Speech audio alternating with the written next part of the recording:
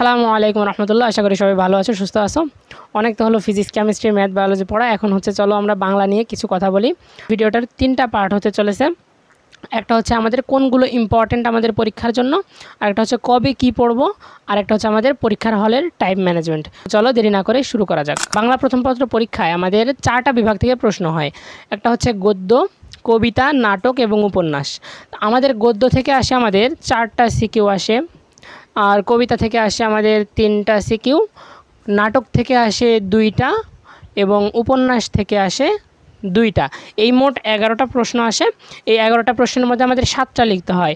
তার মধ্যে গদ্য থেকে আমাদের 2টা মানে মিনিমাম লিখতে হবে, কবিতা থেকেও মিনিমাম 2টা লিখতেই হবে, আর হচ্ছে নাটক এবং উপন্যাস থেকে একটা একটা করে লিখতে হবে। তাহলে কত হলো?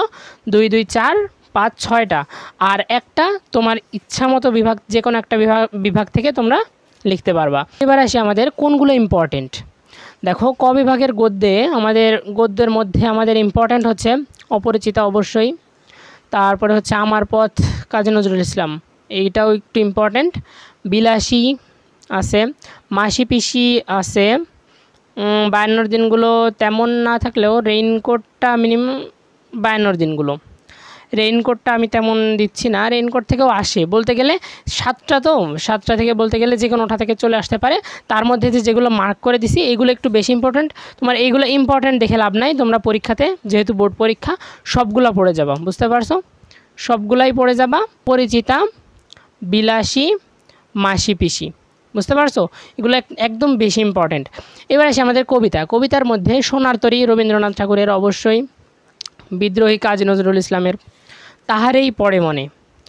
আমাদের এইচএসসি লাইফে কোনো কবিতা আমাদের ভালো না লাগলেও একটা কবিতা ভালো লাগবে, সেটা কি? তাহারেই পড়ে মনে, তাই না? একটু ইমোশনাল। আচ্ছা, যাই হোক। তারপরে দেখো 18 বছর বয়স, তারপরে আছে আমাদের ফেব্রুয়ারি 1969। ফেব্রুয়ারি 1969টা একটু ইম্পর্টেন্ট। 18 বছর বয়সটা, এই সবগুলো ইম্পর্টেন্ট বলতে গেলে। তার মধ্যে থেকে যেগুলো আমাদের সিকিউয়ে বেশি আসে, বুঝতে পারছো? তাহলে দেখো, এর মধ্যে থেকে তোমরা এইগুলো অবশ্যই বাদ দিবে না কোনোটা। এই যে বাংলা পরীক্ষায় ফিজিক্স, কেমিস্ট্রি, ম্যাথে তোমরা তো হচ্ছে কত এই মানে স্কিপ দেওয়ার প্রবাবিলিটি তোমাদের বেশি, কিন্তু বাংলাতে এসে কখনো বাদ দিতে যাবে না। বাংলার আগে 1 দিন 2 দিন পড়লে দেখাবো তো 3 দিনে তোমাদের এই সিকিউ মানে সবগুলা বাংলা ফার্স্ট পেপার পুরোটা শেষ করে ফেলার একদম পুরোটা স্ট্র্যাটেজি আমি বলে দিব একটু পরে। তারপরে দেখো, আচ্ছা, আবার সিরাজউদ্দৌলা, লাল সালু, এইটার মধ্যে কি আবার ইম্পর্টেন্ট দেওয়া লাগবে নাকি? না, এগুলো হচ্ছে 2টাই পড়া লাগবে, অবশ্যই পড়া লাগবে। এবার আসি পরীক্ষার আগে কিভাবে গদ্য, কবিতা, নাটক, উপন্যাস আমরা পড়বো। পরীক্ষার আগে তো আর লাইন বাই লাইন কোনো পড়ার সুযোগ থাকতেছে না, তাই না? তাহলে আমি বলবো যে প্রথমে তোমরা কবি পরিচিতিটা একটু পড়বা, বুঝতে পারছো? একটু মানে শুধুমাত্র দেখে যাবা, একদম মুখস্থ করার দরকার নাই। তারপর আসে আমাদের গদ্যর ক্ষেত্রে প্রথমে আমি বলবো যে টেস্ট পেপারটা প্রথমে দেখতে, বুঝতে পারছো? অনেকেই অনেক কিছু বলবা, প্রথমে আমি বলবো টেস্ট পেপারটা দেখতে। টেস্ট পেপারে গিয়ে দেখবা যে ক, খ, গ, ঘ না, ক এবং খয়ে কোন প্রশ্নগুলা বারবার আসছে, বুঝতে পারছো? শুধুমাত্র প্রশ্নগুলা পড়ে যাবা, শুধু প্রশ্ন, উত্তর দেখতে বলতেছি না, শুধুমাত্র প্রশ্নগুলা, সবগুলা প্রশ্ন দেখবা। আগেকার বোর্ডের যতগুলো প্রশ্ন আসছে সবগুলো প্রশ্ন দেখবা, ক এবং খয়ে কোন কোন প্রশ্ন আসছে। এইবার আসবা তোমরা গদ্য পড়তে। এবার এসে দেখবা যে ওই লাইনগুলা কোথায় কোথায় আছে, বুঝতে পারছো? ওই লাইনগুলা মার্ক করবা, ওই লাইনগুলা বারবার হচ্ছে তোমরা পড়ে যাবা, বুঝতে পারছো? যেগুলো হচ্ছে দেখে আসছো যে তোমাদের ইম্পর্টেন্ট লাইন, এর আগেও তো অনেকে পরীক্ষা দিচ্ছ, তাদের ইম্পর্টেন্ট লাইন জানার কথা। আর যারা জানো না তারা অবশ্যই টেস্ট পেপার থেকে ওইগুলো দেখে নিবা, যারা জানো তারাও একটু দেখে নিবা, বুঝতে পারছো? যেগুলো একটাও প্রশ্ন যেন মিস না যায়। হ্যাঁ, তারপরে ওই গদ্যটা ওই লাইন বাই লাইন পড়ার দরকার নেই, ইম্পর্টেন্ট লাইনগুলো দেখে যাবা যেগুলো তুমি হচ্ছে টেস্ট পেপার থেকে দেখে আসছো। তারপরে আসে আমাদের শব্দার্থর ক্ষেত্রে আমি বলবো যে যেগুলো শব্দার্থ তোমাদের শুধুমাত্র দেওয়া আছে সেগুলো একটু ভালোভাবে পড়ে যাবে। যেগুলো বারবার আসতেছে, তোমরা হচ্ছে ক, খ দেখে আসছো না, ওইগুলাই দেখবা যে অনেকগুলো বারবার আসতেছে, ওইগুলো দেখবা। আর হচ্ছে আমি বলবো যে এমসিকিউ প্রশ্নগুলো একটু পড়ার, মানে প্রতিটা গদ্য পড়ার সময় সেগুলার যতগুলো এমসিকিউ আসছে একটু চোখ বুলাই যাবা। ওই চোখ বুলাই গিয়ে তারপরে হচ্ছে তোমরা ওই শব্দার্থগুলো দেখবা, আমাদের এই যেগুলো হচ্ছে লাইন আছে, ইম্পর্ট্যান্ট লাইনগুলো আছে গদ্যের, ওইগুলো দেখবা। এইভাবে তোমরা একটা গদ্য কমপ্লিট করবা। মিনিমাম তোমরা 1 ঘন্টা 30 মিনিট সময় দেবা প্রতিটা গদ্য কবিতা বলো, নাটক এবং উপন্যাসের কথা বলতেছি না, নাটক এবং উপন্যাস তোমাদের 29 তারিখে শুধু নাটক এবং উপন্যাস পড়বা, বুঝতে পারছো? গদ্য 27 তারিখে, কবিতা 28 তারিখে, নাটক এবং উপন্যাস 29 তারিখে। 29 তারিখের সকাল থেকে দুপুর মানে হচ্ছে নামাজ পড়া অবধি, মানে 1টা অবধি তোমরা হচ্ছে যে কোনো একটা পড়লা, নাটক পড়লা অথবা লাল সালু পড়লা, আর 1টার পরে থেকে আমাদের রাত পর্যন্ত অন্য আরেকটা পড়লা, বুঝতে পারছো? এভাবে তোমরা পড়ে, আমার মনে হয় এইগুলা সবগুলা পড়ার পরে সন্ধ্যার পরে তোমাদের এই যে 29 তারিখ সন্ধ্যার পরে তোমাদের একটু টাইম রাখা উচিত সবগুলো একবার দেখে যাওয়ার, বুঝতে পারছো? সবগুলো একবার মানে হচ্ছে সন্ধ্যার পরে। আমি যে এটা বলবো যে নাটক হচ্ছে তোমরা সকাল থেকে দুপুর 12টা পর্যন্ত পড়তে, আর উপন্যাস হচ্ছে 12টার পর থেকে নামাজ টামাজ পড়ে তো হচ্ছে কত 1টা বেজে যাবে, 1টার পর থেকে 2, 3, 4, 5, 6, 7 6 ঘন্টা পড়লা।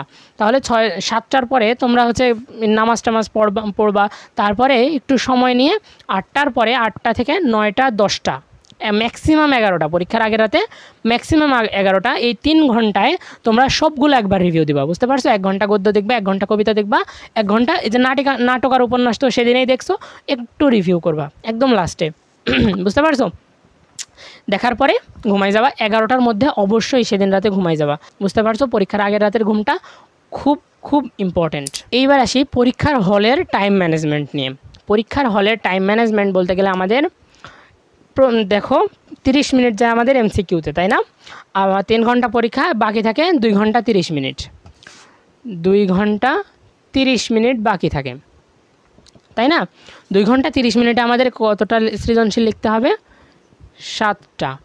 তোমাদের যারা এই যে এখন ভিডিও দেখতেছো তাদের ম্যাক্সিমাম আমি জানি যে তারা কি 7টা সৃজনশীল লিখেই আসো না, কেউ 6টা লেখে, 6টা লেখার পরে ক খ লেখে, তারপরে শেষ, টাইম পায় না, তাই না? এই জন্য তোমাদের পরীক্ষার যে 30 মিনিট পরে তোমাদের একদম অ্যাক্টিভ হয়ে যেতে হবে, বুঝতে পারছো? একদম বলতে গেলে সেই রকমের অ্যাক্টিভ। তারপরে তোমাদের আর কোনো দিক তাকাবা না। আমি বলবো 20 মিনিট পার সিকিউ, এই রুল অবশ্যই ফলো করবা, তাহলে তোমাদের 7টা সৃজনশীল লিখতে পারবা। না হলে ভাইয়ারা তোমাদের জন্য 7টা সৃজনশীল লেখা একদম মুশকিল হয়ে যাবে, বুঝতে পারছো? আমি তারপরেও ভেঙে দিচ্ছি কিভাবে 20 মিনিটে একটা সিকিউ লিখবা। আমাদের ক প্লাস খ কয় পেজে লিখবা সেটাও বলে দিচ্ছি। ক খ, তারপরে আসে আমাদের গ, তারপরে আসে আমাদের ঘ। ক খ লিখবা 1 পেজে, বুঝতে পারছো?